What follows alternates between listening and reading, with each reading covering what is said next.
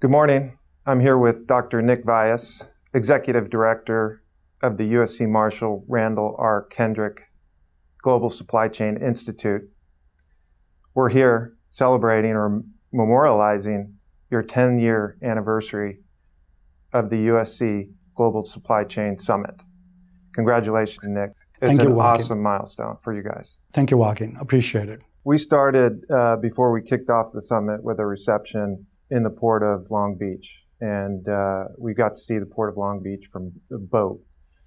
And you really get an interesting view of the port and the activity and the complexity at the port of Long Beach and obviously the adjacent port of Los Angeles.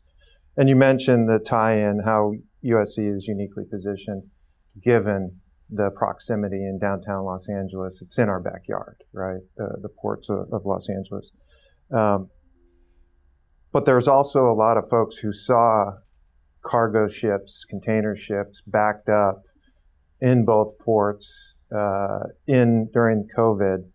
And I'm curious as to, supply chain came to the forefront, right? Not too long ago in terms of the vernacular, the lexicon of today.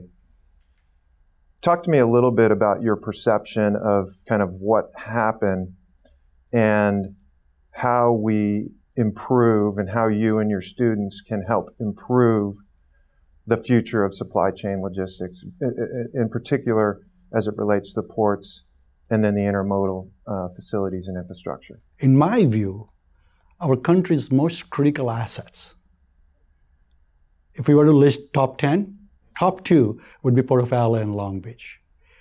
It is our arteries that pumps the blood through the hearts and the minds and the body of the largest consuming economy in the world.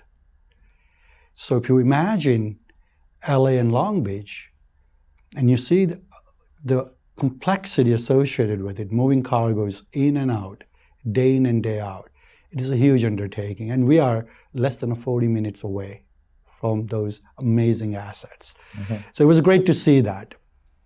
All being we're close to it, it hurts to see our port efficiencies and the challenges that we face.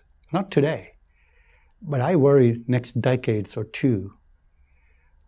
The world, especially from the global supply chain standpoint, is moving so rapidly in terms of the automation, digitization, right, transformation. And I think we simply cannot just keep consuming our way out of this crisis.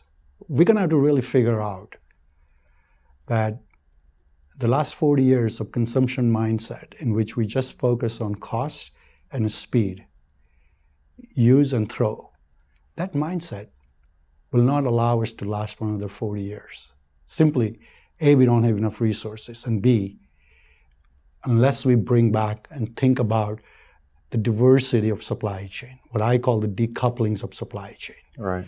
Making sure the future threats, geopolitical, pandemic, endemic, all of those factors are considered when we are making decisions of our global supply chain management. So as an executive director for the Institute, as an academic director for our Masters of Science program, I take that challenge seriously to creating a next generation's leaders, that they are triple bottom line minded.